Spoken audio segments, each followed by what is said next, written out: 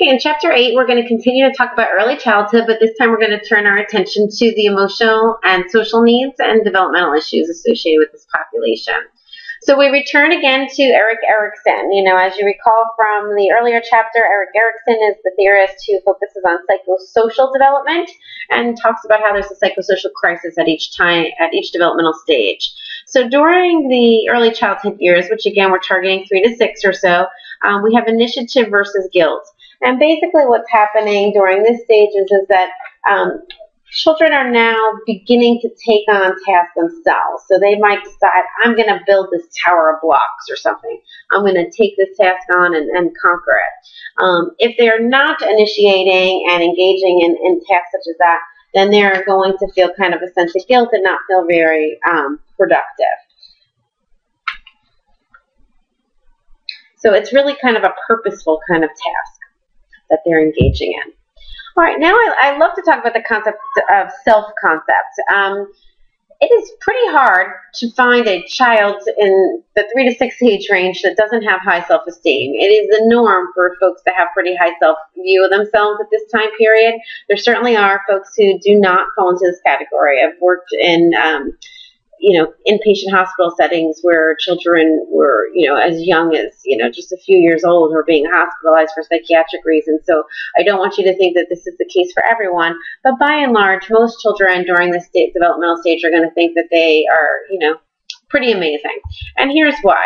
Self-concept is based on a few things. First of all, physical appearance, which is usually a big part of our self-concept, but a very big part when we're young. And when you think about it, what do grown-ups do when they see children? They often go up and they talk about how adorable they are and how cute they are, and so they're getting a lot of feedback from society on their physical appearance, and it's generally very positive.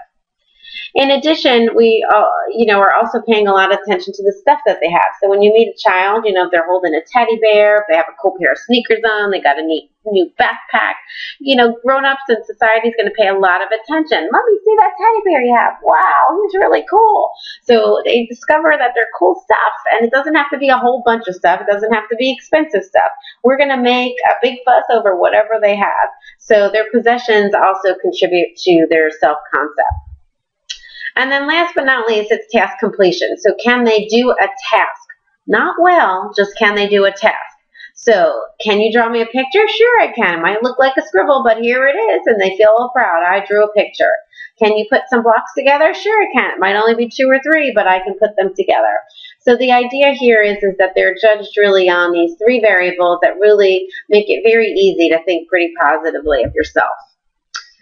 Now, let's turn our attention to emotional regulation. So what emotional regulation is our ability to manage our emotions. How can we control and help ourselves from getting out of, kind of an intense emotional situation?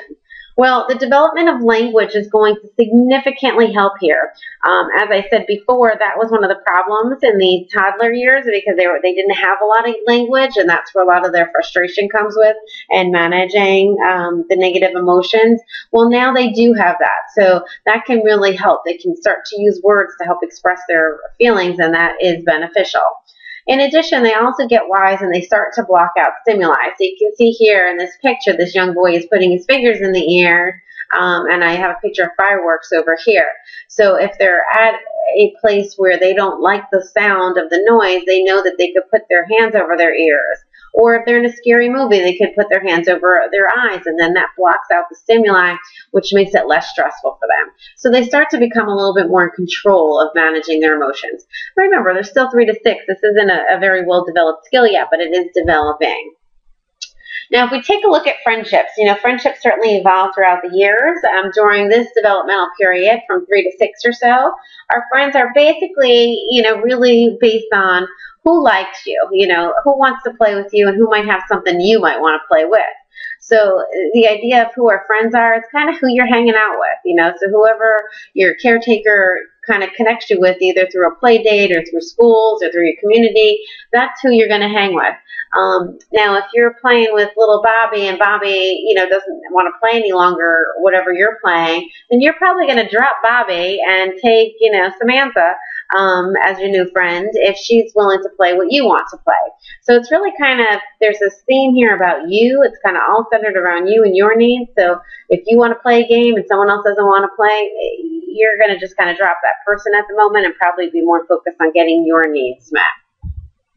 Now, in terms of the type of play, it really does kind of develop through these years, where it starts off in a solitary kind of play. So, younger kids are going to kind of just engage by themselves with the toys and not really even be engaged with others. So first it's all about them and they want to work with the toys.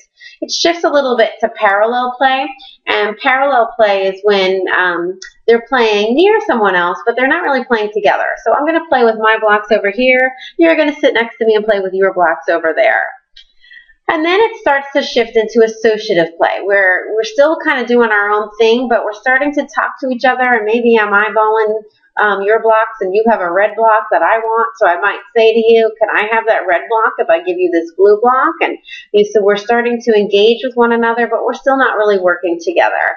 And then eventually, as they get a little bit older, they're going to engage in what's called cooperative play.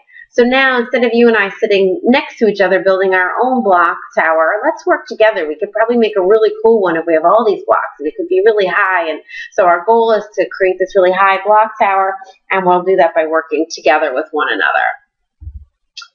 Aggression. So if you have any experience at working with young children in a preschool or daycare type setting, you're going to know that sometimes they engage in aggressive actions. There's a difference between the purpose, though. So in many cases, it's really instrumental aggression, which means that they're trying to get their needs met. And somebody might get hurt in the process, but it really wasn't the goal to hurt someone. It was really about getting their needs met. So for instance, you hear about biting or punching and things like that in a preschool setting. Those behaviors aren't necessarily something you have to be worried about for the long term if the intent was to really get their need met. They'll discover that there's better ways to get their needs met, and we're going to help them discover that through our actions as grown-ups. But it doesn't necessarily mean it's predictive of future aggressive behaviors.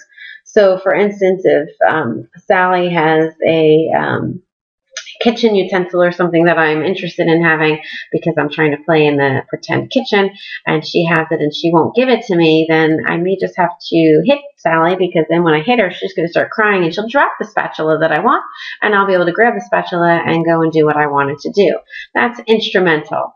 Now, again, as I said, neither type of aggression is positive, but the one we have to worry about a little bit more is the hostile one.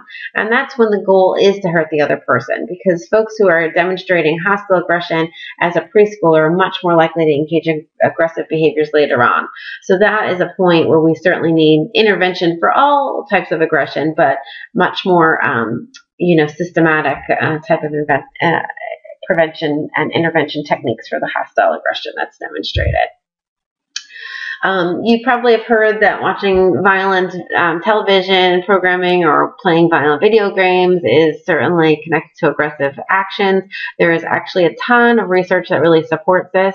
So we learn through modeling. You may recall from Bandora, the famous Bobo doll study that he did from your Intro to Psych days, where we do learn aggression from watching others act aggressively. So we want to minimize or completely eliminate the aggressive models from our children. Now, in terms of gender, there is, quite a bit in your textbook on how, kind of children start to identify themselves with a certain gender, the role of environment, the role of nature. So I want you to go ahead and acclimate yourself with all that information there, and really think about how gender identity is established and how that emerges and the different roles that biology and environment plays. And you'll discover it is a combination of both genetics and environmental issues. Just to highlight one environmental issue is all you have to do is walk into a Toys R Us, and it is very clear, which side of the Toys R Us is targeting the girls and which side is targeting the boys, right?